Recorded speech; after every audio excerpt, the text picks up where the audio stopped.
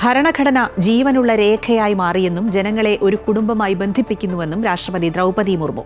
ഇന്ത്യയുടെ 76ാം റിപ്പബ്ലിക് ദിനത്തിന്റെ ഭാഗമായി ജനങ്ങളെ അഭിസംബോധന ചെയ്തപ്പോഴാണ് രാഷ്ട്രപതി ഇക്കാര്യം പറഞ്ഞത്. ഒരു രാജ്യം ഒരു തെരഞ്ഞെടുപ്പ് പദ്ധതി ഭരണസ്ഥിരത ഉറപ്പാക്കുന്നുവെന്നും രാഷ്ട്രപതി പറഞ്ഞു.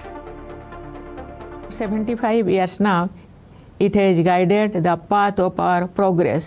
Today, let us humbly express our gratitude to Dr. Ambedkar. ഇന്ത്യയാണ് ഇന്ന് ലോകത്തെ നയിക്കുന്നത്. ക്ഷേമം എന്ന ആശയം സർക്കാർ പുനർനിർവചിക്കുകയും അടിസ്ഥാന ആവശ്യങ്ങൾ അവകാശമാക്കുകയും ചെയ്തതായി ദ്രൗപദി മുർമു പറഞ്ഞു.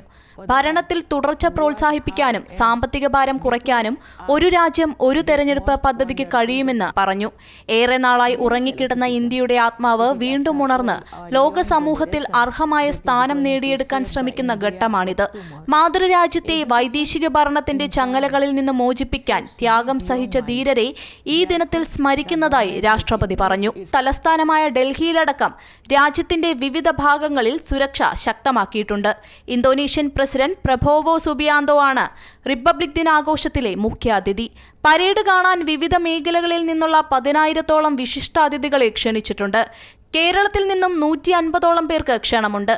പ്രതിരോധ രംഗത്തെ ഇന്ത്യയുടെ സ്വയം പര്യാപ്തത എത്രത്തോളമെന്ന് വ്യക്തമാക്കുന്നതായിരിക്കും സൈനിക പരേഡ്.